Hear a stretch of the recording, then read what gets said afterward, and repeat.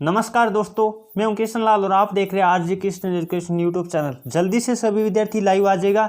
सुबह के जो 8 बजे हमारी जीके की सुपर सीरीज की क्लास होती है उसका टाइम हो गया और अपने सभी साथियों को भी एक बार लाइव लेकर आएगा ताकि सभी ग्रुपों में आप शेयर करके आओ।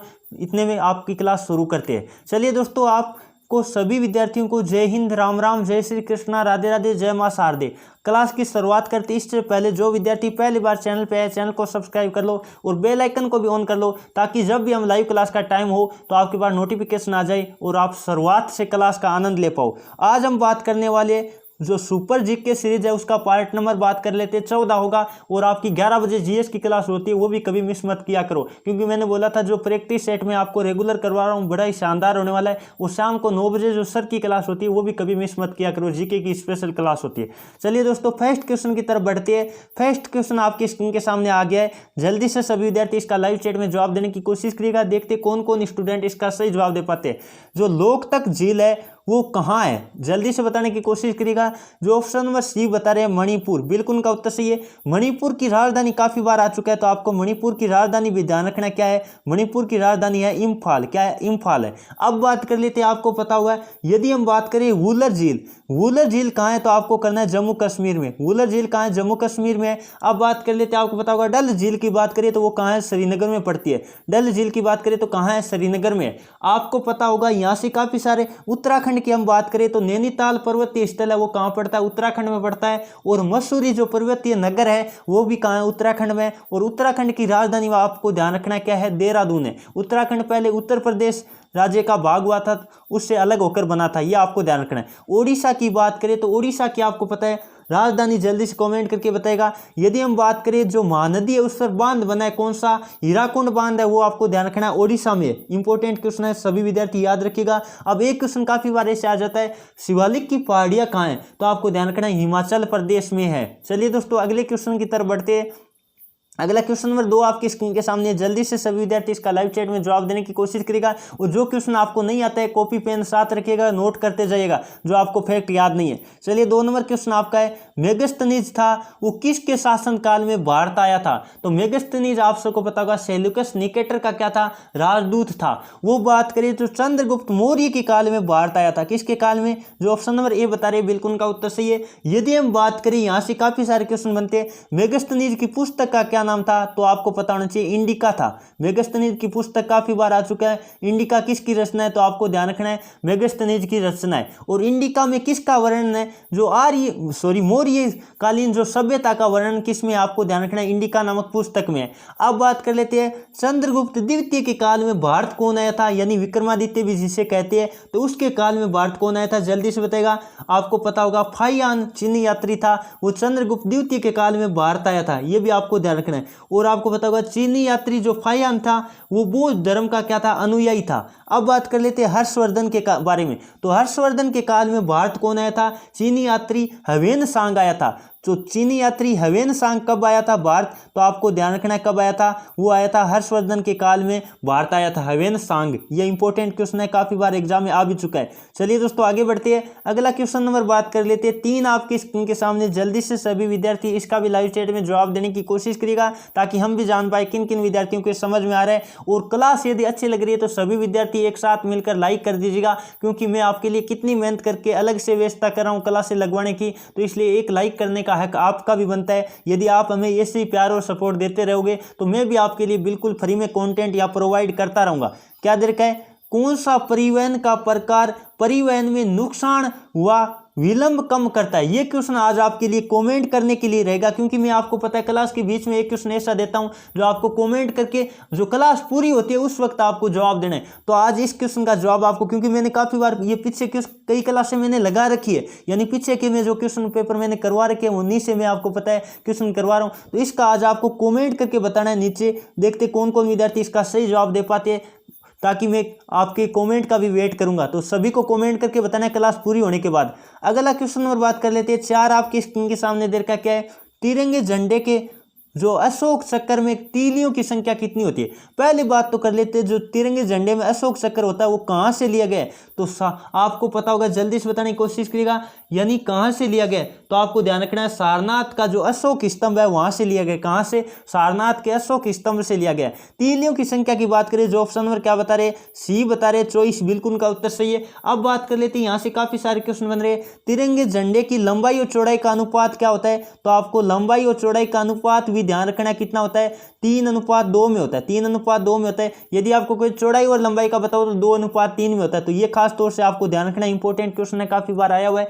अब बात कर लेते हैं, यहां और भी क्वेश्चन बन रहे हैं, सारे नोट कर लीजिएगा। तिरंगे झंडे में कितने रंग होते हैं? आपको पता है 3 रंग होते हैं। ऊपर ही ऊपर रंग कौन सा होता है? आपको ध्यान रखना है केसरिया रंग होता है, जो कि आपको पता होगा साहस और बलिदान का प्रतीक है। बीच में रंग होता है सफेद, जो कि आपको पता होगा सच्चाई और शांति का प्रतीक है। यदि हम नीचे वाले कलर हरे की बात करें तो हरा हमारी हरियाली और समृद्धि को दर्शाता है। तो ये सारे क्वेश्चन आपको ध्यान रखना इंपॉर्टेंट है। चलिए दोस्तों आगे बढ़े, अगला क्वेश्चन नंबर बात कर लेते हैं, आपके स्क्रीन के सामने लेते हैं। जल्दी से सभी विद्यार्थी क्वेश्चन नंबर 5 का भी जवाब देने की कोशिश करेगा। ये क्वेश्चन मैंने सॉरी दोबारा टाइप कर लिया, आपको पिछली क्लास में भी शायद करवा दिया होगा। ओलंपिक 2020 में जो होने वाले थे वो 2021 में होंगे, तो आपको पता है रद्द करके 2021 में होंगे, तो कहां होंगे? जल्दी से जवाब देने की कोशिश करेगा। जो ऑप्शन नंबर क्या बता रहे, ए बता रहे टोक्यो। टोक्यो आपको पता है जापान की राजधानी है, क्या है? टोक्यो है। अब बात कर लेते हैं, जापान को आपको पता होगा उगते हुए सूर्य का देश किसे कहा जाता है? इंपॉर्टेंट क्वेश्चन है, उगते हुए सूर्य का देश किसे कहा जाता है? तब आपको करना है जापान। मध्य रात्रि के सूर्य का देश की बात करें तो नॉर्वे है। नॉर्वे को मध्य रात्रि के सूर्य का देश कहा जाता है, ये भी इंपॉर्टेंट क्वेश्चन है। और बात कर लेते हैं, डूबते हुए सूर्य की बात करें, जल्दी से बताएगा डूबते हुए सूर्य का देश किसे कहा जाता है? तो डूबते हुए सूर्य का देश कहा जाता है ब्रिटेन को। किसको कहा जाता है? ब्रिटेन को कहा जाता है। इंपॉर्टेंट क्वेश्चन है, ब्रिटेन कह दो या इंग्लैंड कह दो, क्योंकि मैंने पीछे एक क्वेश्चन में करवाया था ब्रिटेन, तो काफी सारे विद्यार्थी कह रहे थे सर उसका इंग्लैंड होगा। तो ब्रिटेन और इंग्लैंड एक ही बात है, उसी के नाम है। जैसे भारत को हिंदुस्तान कह सकते हैं, आर्यवर्त कह सकते हैं, इंडिया कह सकते हैं, भारत कह सकते हैं। तो ये आप कंफ्यूज मत होइएगा बिल्कुल भी, थोड़ा बहुत तो आपको भी आता होगा। चलिए आगे बात कर लेते हैं, ये क्वेश्चन इंपॉर्टेंट है। रूस आपको पता है क्षेत्रफल में सबसे बड़ा देश की बात करें तो आपको पता होगा रूस है, ये भी इंपॉर्टेंट क्वेश्चन है। अब बात कर लेते हैं, वुहान की बात करें तो आपको पता है कोरोना वायरस की शुरुआत कहां से हुई थी? चीन के वुहान से हुई थी। और चीन की राजधानी क्या है? बीजिंग है। चीन की राजधानी आपको पता है बीजिंग है। अब यहां से काफी सारे क्वेश्चन बन रहे हैं। 2016 का ओलंपिक खेल कहां हुआ था? जल्दी से बताने की कोशिश करिएगा, 2016 का ओलंपिक खेल कहां हुआ था? तो ये सारे क्वेश्चन इंपॉर्टेंट है, देखते हैं कौन कौन विद्यार्थी इसका सही जवाब दे पाते। तो 2016 का ओलंपिक खेल ब्राजील के रियो डी जेनेरिया में हुआ था। आगे बात कर लेते हैं, आपको पता होगा इसमें भारत का जो पदक जीतने के मामले में स्थान कौन सा रहा था? 67वां स्थान रहा था। ये इंपॉर्टेंट क्वेश्चन आपके एग्जाम में आने लायक है, तो नोट कर लीजिएगा। और 2012 का ओलंपिक कहां हुआ था? लंदन में हुआ था, ये भी आपको ध्यान रखना है। खास तौर से 2008 वाला इंपॉर्टेंट है, क्योंकि कई बार एग्जाम में आ भी चुका है। तो 2008 का कहां हुआ था? बीजिंग में हुआ था। बीजिंग आपको पता है चीन की क्या है? राजधानी। चलिए दोस्तों आगे बढ़े, अगला क्वेश्चन नंबर बात कर लेते हैं 6 आपके स्क्रीन के सामने। जल्दी से सभी विद्यार्थी इसका भी लाइव चैट में जवाब देने की कोशिश करेगा। भारत में हरित क्रांति किसके संदर्भ में सर्वाधिक सफल रही? जल्दी से जवाब देने की कोशिश करेगा। जो ऑप्शन नंबर ए बता रहे हैं गेहूं, बिल्कुल उनका उत्तर सही है, गेहूं के क्षेत्र में। अब बात कर लेते हैं, हरित क्रांति का संबंध किससे? खाद्यान्न उत्पादन से संबंधित है। हरित क्रांति का संबंध किससे? खाद्यान्न उत्पादन से संबंधित है। अब बात कर लेते हैं, यहाँ से कई क्रांति बन रही है। पीली क्रांति की बात करें तो तिलहन उत्पादन से संबंधित है। और बात कर लेते हैं भूरी क्रांति, आपको सर ने क्वेश्चन भी पूछा था, आपको पता है जो 9 बजे वाली क्लास होती है उसमें, तो आपको पता होगा भूरी क्रांति का संबंध खाद्य उत्पादन से संबंधित है। अब बात कर लेते हैं सफेद क्रांति का संबंध, आपको पता होगा दुग्ध उत्पादन से संबंधित है। तो सारे क्वेश्चन इंपॉर्टेंट आप नोट कर लीजिएगा। अब बात कर लेते हैं, और भी काफी सारे क्वेश्चन मैं आपको इंक्लूड यहां से करवा देता हूं। भारत में हरित क्रांति का जनक किसे कहा जाता है? आपको पता होगा, जल्दी से बताने की कोशिश करेगा। यदि विश्व में बात करें तो आपको पता होगा नॉर्मन बोरलॉग को कहा जाता है, ये आपको ध्यान रखना है विश्व में बात करें। और भारत में बात करें तो आपको पता होगा MS स्वामीनाथन को कहा जाता है। सारे क्वेश्चन इंपॉर्टेंट आप नोट कर लीजिएगा। चलिए दोस्तों अगले क्वेश्चन की तरफ बढ़ते हैं। अगला क्वेश्चन नंबर 7 आपके स्क्रीन के सामने दे रखा क्या है? रंग भेद शब्द किससे संबंधित है? रंग भेद शब्द आपको पता होगा नस्लों में भेदभाव से संबंधित है, आपको पता होना चाहिए। आपको पता होगा दक्षिण अफ्रीका का प्रथम अश्वेत राष्ट्रपति कौन बना था? ये क्वेश्चन काफी बार आ चुका है, तो नेल्सन मंडेला बना था। ये भी आपको ध्यान रखना है, इंपॉर्टेंट क्वेश्चन है। चलिए दोस्तों आगे बढ़ते हैं अगला क्वेश्चन और बात कर लेते हैं। 8 आपकी स्क्रीन के सामने बड़ा ही शानदार क्वेश्चन है।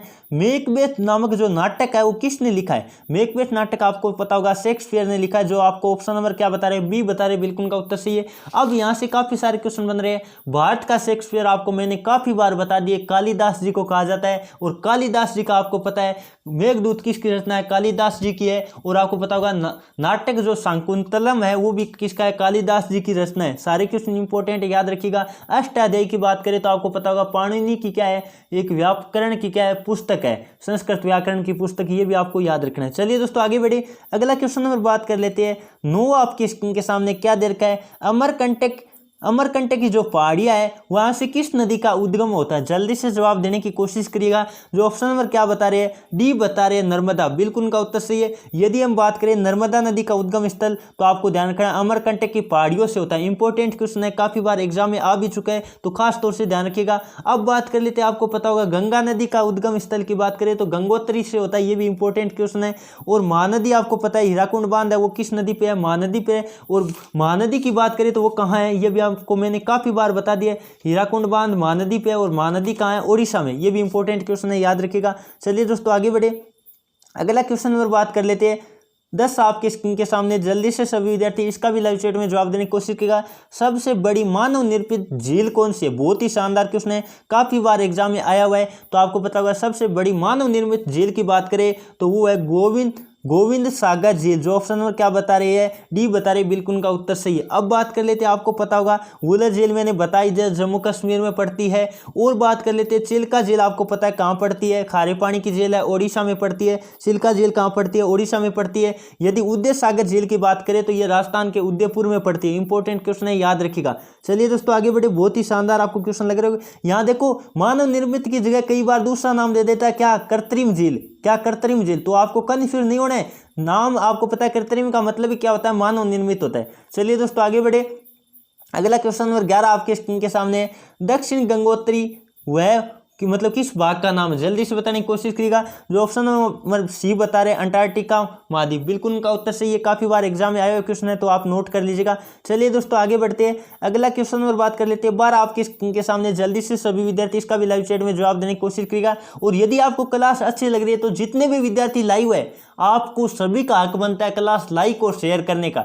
शेयर आप क्लास पूरी होने के बाद अपने साथियों में शेयर कर देना, ताकि उनका भी फायदा हो पाए। और आपका फायदा तो साथ में हो रहा है रेगुलर, यदि आप क्लास ले रहे हो तो आप शेयर करना थोड़ा आपका भी काम है, क्योंकि मैं अकेला आपको पता है इतना शेयर नहीं कर पाता और प्रत्येक के पास पहुंचाना मुश्किल है, तो इसलिए थोड़ा सा ये करते हुए आपका भी बनता है। और जिन्होंने लाइक नहीं किया जल्दी से लाइक कर दीजिएगा। क्या दे रखा है? सार्क का मुख्यालय कहाँ है? जल्दी से बताने की कोशिश करिएगा। जो ऑप्शन नंबर क्या बता रहे? बी बता रहे काठमांडू, बिल्कुल उनका उत्तर सही है। यहाँ से काफी सारे क्वेश्चन मैं आपको बताने वाला हूँ जो एग्जाम में आने लायक है। यदि हम बात करें काठमांडू, आपको पता है नेपाल की राजधानी क्या है? काठमांडू है। और आपको यहाँ से काफी सारे क्वेश्चन बन रहे हैं। यदि हम बात करें सार्क की स्थापना तो 8 दिसंबर 1985 में हुई थी, आपको याद रखने लेना है। अब बात कर लेते हैं सदस्य देश की बात करें तो 8 सदस्य है। कितने देश सदस्य है? 8 है। कोलंबो आपको पता है श्रीलंका की राजधानी है। और श्रीलंका का पूर्व में नाम क्या था? कई बार आ चुका है, तो सिलोन था। श्रीलंका का पूर्व में नाम क्या था? सिलोन था। आया हुआ क्वेश्चन है, सिलोन किसका उपनाम है? तो आपको ध्यान रखना है श्रीलंका का है। अब बात कर लेते हैं उपनाम क्या, पूर्व में नाम, ये ध्यान रखिएगा, ठीक है। बांग्लादेश की राजधानी क्या है? ढाका है। और वो मुद्रा की बात करें तो टक्का है। भारत की राजधानी नई दिल्ली, आपको पता ही है। अब बात कर लेते हैं और भी एक क्वेश्चन ऐसे आ जाता है, सार्क क्या है? ये सार्क वाला, ऊपर वाला सार्क अलग है और ये सार्क अलग है, तो ध्यान रखिएगा ये सार्क क्या है? ये एक आपको पता होगा समुद्री जीव है। क्या है? एक समुद्री जीव है। इंपॉर्टेंट क्वेश्चन है, एग्जाम में आया हुआ है, फिर बता रहा हूं, समुद्री जीव है। आपको कह दे ये सार्क शब्द क्या है, मतलब इस तरह दे दे तो सार्क एक समुद्री जीव होता है, ध्यान रखिएगा। ये इंपॉर्टेंट क्वेश्चन है, ये सार्क अलग है। चलिए दोस्तों आगे बढ़े अगला क्वेश्चन नंबर बात कर लेते हैं। 13 आपकी स्क्रीन के सामने, जल्दी से सभी विद्यार्थी क्वेश्चन नंबर 13 का भी जवाब देने की कोशिश करेगा। विश्व की सबसे लंबी नदी कौन सी है? तो विश्व की सबसे लंबी नदी की बात करें तो जो ऑप्शन नंबर सी बता रहे हैं नील नदी, बिल्कुल का उत्तर सही है। और अफवाह की दृष्टि से देखिए ये क्वेश्चन ऐसे भी आ सकता है, अफवाह की दृष्टि से सबसे बड़ी नदी कौन सी है? तब आपको करना है क्या? अमेजन करना है, याद रखिएगा, इंपॉर्टेंट क्वेश्चन है। चलिए दोस्तों आगे बढ़े अगला क्वेश्चन नंबर 14 आपकी स्क्रीन के सामने दे रखा है। क्या है? भारत द्वारा अपने देश के विकसित हल्के युद्ध विमान का नाम क्या है? तो आपको पता होगा तेजस है। जो ऑप्शन नंबर कौन सा बता रहे? डी बता रहे, बिल्कुल का उत्तर सही है। अब बात कर लेते हैं यहाँ से, आपको पता होगा भारत की पहली प्राइवेट ट्रेन की बात करें, भारत की पहली प्राइवेट ट्रेन का नाम क्या है? तो याद रखना है, वो भी क्या है? तेजस है। भारत की प्रथम प्राइवेट ट्रेन की बात करें तब भी आपको क्या करना है? तेजस करना है, और वो आपको बताना है इसके तेजस के बारे में यदि थोड़ा बहुत आपको विवरण आता है तो। चलिए दोस्तों अगला क्वेश्चन में बात कर लेते हैं। 15 आपकी स्क्रीन के सामने, लोथल किस युग का ऐतिहासिक स्थल है? जल्दी से बताने की कोशिश कीजिएगा। जो ऑप्शन नंबर क्या बता रहे? सी बता रहे सिंधु घाटी क्या दे रखा है? सिंधु घाटी। युद्ध दे दिया क्या? सभ्यता दे दो, युग दे दो, युग लिख लो, ठीक है ना। युद्ध लिख दिया, सॉरी इसके लिए, तो युग लिख लेना, आप करेक्शन कर लेना, या युद्ध लिख दिया, ठीक है। सिंधु घाटी सभ्यता का क्या था? लोथल और सुतकोतरा क्या थे? बंदरगाह थे, आपको ये याद रखना है। चलिए दोस्तों ये थी आज की क्लास, आपको कैसी लगी कॉमेंट करके जरूर बताएगा। उम्मीद करता हूँ आज की क्लास आपको पसंद आई है तो क्लास को लाइक करके जाइए और अपने दोस्तों में शेयर कीजिए, और जो विद्यार्थी पहली बार यहाँ क्लास लेने आया है वो चैनल को सब्सक्राइब करके छोड़ दो, ताकि जब भी हम लाइव क्लास का टाइम ले तो आपके पास नोटिफिकेशन आ जाए और आप शुरुआत से क्लास का आनंद ले पाओ। चलिए दोस्तों आज की क्लास में इतना ही। Thank you for watching. जय हिंद, जय भारत।